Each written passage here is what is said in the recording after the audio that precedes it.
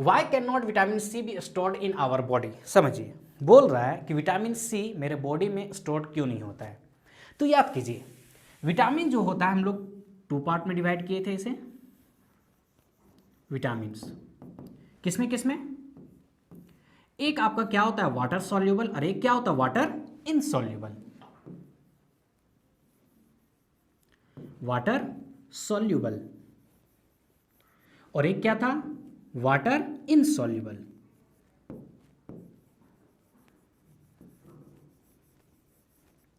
Water insoluble यानी क्या, fat soluble, fat soluble. समझिए, वाटर सॉल्यूबल विटामिन बी और सी क्या होता है, वाटर सॉल्यूबल होता है।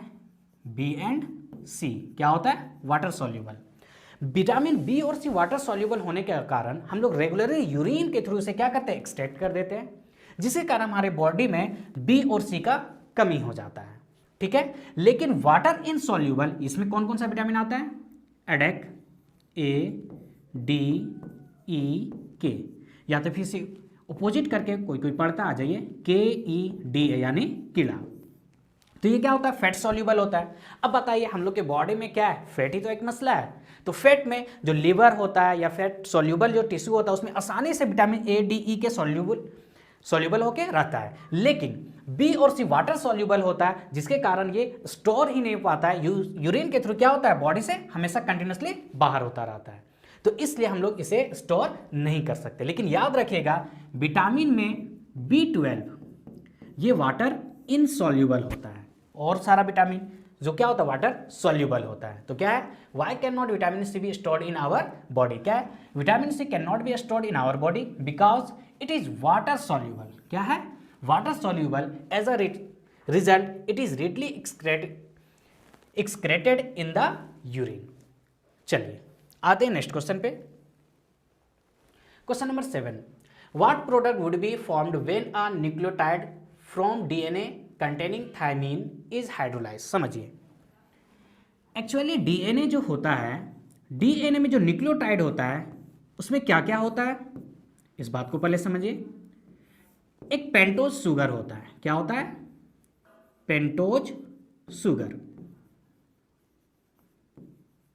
और क्या होता है, फॉस्फोरिक एसिड,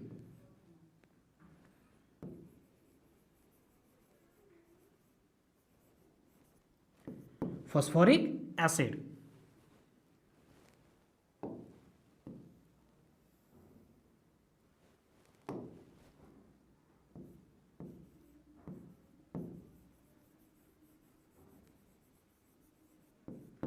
फॉस्फोरिक एसिड, और एक क्या होता है नाइट्रोजनियस बेस।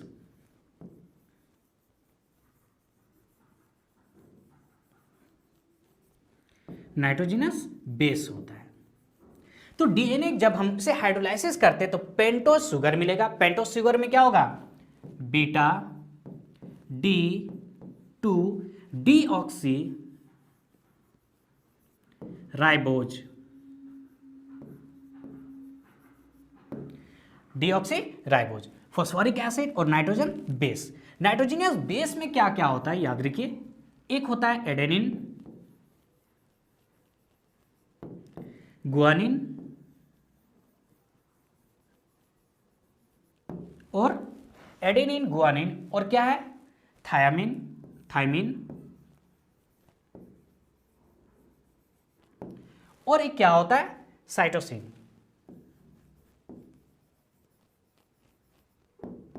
तो समझिए क्वेश्चन में क्या बोल रहा है, what product would be formed when a nucleotide from DNA containing thymine is hydrolysed. कहने का मतलब एक डीएनए को जब हाइड्रोलाइसिस करते हैं तब थायमीन कंटेन है, उसके साथ में क्या क्या प्रोडक्ट मिलेगा। देखिए यहां पे जो वर्ड यूज किया थायमीन, इसका मतलब क्या हुआ कि बेस के जगह पे आपको क्या मिल रहा है, थायमीन मिल रहा है। बेस के जगह पे क्या है, थायमीन मिल रहा है। तो थायमीन के साथ साथ और क्या मिलेगा, फॉस्फोरिक एसिड मिलेगा। सेकेंड, थर्ड पेंटोज शुगर मिलेगा, पेंटोज शुगर यानी बीटा डीऑक्सी राइबोज मिलेगा। तो वही आंसर है, ध्यान दीजिए, the hydrolysis of a nucleotide of DNA having thymine as its base give thymine, beta D2 deoxy ribose and phosphoric acid. समझ पा रहे हैं। तो ये आपका डीएनए जिससे मिलके बना है, हाइड्रोलाइसिस करने पे भी क्या मिलेगा, वही मिलेगा, क्योंकि ये किससे बना है, एक न्यूक्लियोटाइड से मिलके बना होता है। तो यहाँ पे थायमिन कहने का मतलब जो 4 बेस पाया जा रहा है, एडेनिन, गुआनिन, थायमिन और साइटोसाइन, उसमें बेस को ये फिक्स कर दिया, कौन सा बेस है, थायमिन है। तो थायमिन के साथ फॉस्फोरिक एसिड और कौन क्या मिलेगा, बीटा D2 डीऑक्सी राइबोज। आइए नेक्स्ट क्वेश्चन पे, question number 8, when RNA is hydrolyzed there is no relationship among the question of different base obtained, what does this fact suggest about the structure of RNA। समझिए, RNA का जो structure होता है वो single structure होता है और DNA का डबल हेलिक्स स्ट्रक्चर होता है। थोड़ा सा देखिए, अगर ये DNA समझिए,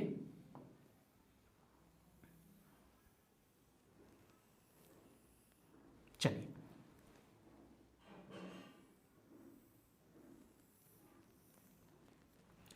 अगर यहां पे डी, ये किसका है, डबल हेलिक्स स्ट्रक्चर यानी डीएनए, क्या है ये, डीएनए। देखिए अगर यहां पे एडेनिन होगा एक स्ट्रक्चर में, तो दूसरे में 100% यहां पे क्या होगा, थायमिन होगा, क्या होगा, थायमिन, और ये दोनों डबल हाइड्रोजन बॉन्डिंग से कनेक्ट होगा। अगर यहां पे ग्वानिन होगा तो 100% यहां पे क्या होगा, साइटोसिन होगा, और ये ट्रिपल हाइड्रोजन बॉन्डिंग से क्या होगा, कनेक्ट होगा। कहने का मतलब डबल हेलिक्स स्ट्रक्चर डीएनए में होने के कारण एडेनिन हमेशा किससे जुड़ा होता है, थायमिन के साथ, और ग्वानिन किससे जुड़ा होता है, साइटोसिन के साथ। कहने का मतलब एडेनिन होगा तो थायमिन होगा, ग्वानिन होगा तो साइटोसिन होगा। तो इससे ये फिक्स हो जाता है कि जो बेस दे रहा हो कितना परसेंटेज में होगा। लेकिन आरएनए में क्या होता है, सिंगल हेलिक्स स्ट्रक्चर होता है।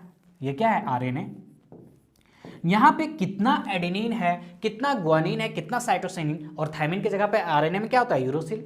तो कितना है पता नहीं चलता है। इसे एक एग्जांपल से समझिए, ज्यादा समझ में आएगा। मान लीजिए डीएनए में एक दिया हुआ है कि एडेनिन आपका दिया हुआ है कितना, 10%। कितना दिया हुआ है, 10%।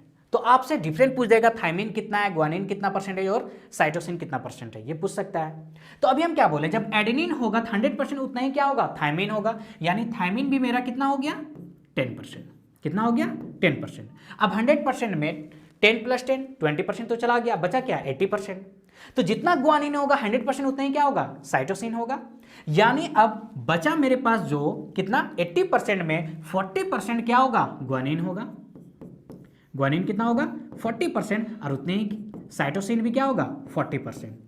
तो डबल हेलिक्स स्ट्रक्चर होने के कारण इसका बेस हम लोग बता सकते कितना है, लेकिन सिंगल हेलिक्स स्ट्रक्चर होने के कारण यहां पे हम लोग नहीं बता सकते हैं कि बेस का अमाउंट कितना है, क्वांटिटी कितना है। तो अगर क्वेश्चन में, अब आइए क्वेश्चन पे क्या बोल रहा है, when RNA is hydrolysed there is no relationship among the quantities of different base obtained. ये किसे रिप्रेजेंट कर रहा है, डिफरेंट बेस ऑब्टेन्ड हो रहा है, ये नहीं बता सकते। ये बता रहा है कि आरएनए क्या है, सिंगल हेलिक्स स्ट्रक्चर है, और डीएनए में बता पाते क्योंकि डबल हेलिक्स स्ट्रक्चर है। आइए अब इसके आंसर पे, DNA molecule is double strand in which the pairing of base occur, adenine always pair with thymine. अभी बताएं, एडेनिन हमेशा किससे बनाता है, थायमिन के साथ, while cytosine always pair with guanine. Therefore, on hydrolysis of DNA, the quantity of adenine produced is equal to that of the thymine. यानी जितना adenine होगा 100% उतना क्या होगा, thymine होगा. And similarly, quantity of cytosine is equal to that of guanine. इसलिए यहाँ पे क्या होता है, फिक्स होता है. But when RNA is hydrolyzed, there is no relationship among the quantities of the different base obtained. Hence, RNA is क्या है, सिंगल स्ट्रैंड स्ट्रक्चर है. कोई दिक्कत? तो ये था आपका इंटेक्स, बायोमोलिक्यूल्स का इंटेक्स का ऑल क्वेश्चन. मिलते हैं नेक्स्ट लेक्चर, बायोमोलिक्यूल का एक लेक्चर लास्ट लेक्चर बचा हुआ उसके साथ. तब तक आप इसे अच्छे से रिवाइज कीजिए. मिलते हैं नेक्स्ट लेक्चर के साथ. Thank you.